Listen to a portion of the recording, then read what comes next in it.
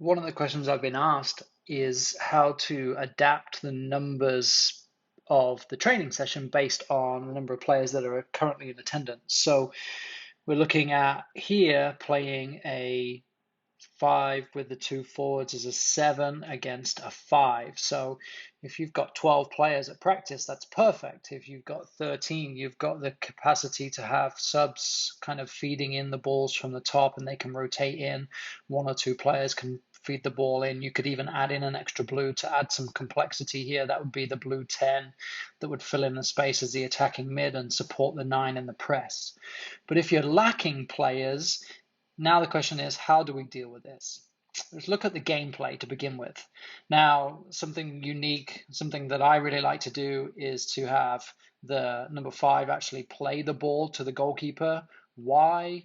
Because then when that player passes the ball is live and the 5 can then open up. Now the 9 is going to come in and press, but that means that there's two options, left and right.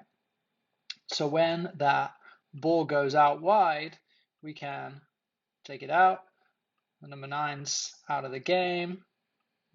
Put him right back where he should be. The 5 is now going to move out.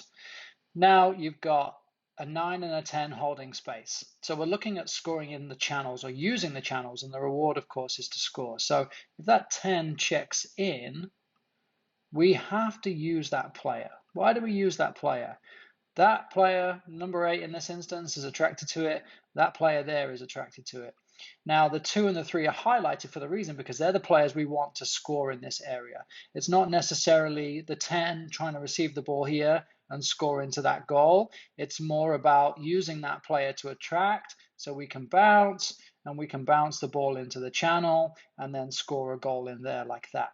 So you've got 10 players that show up.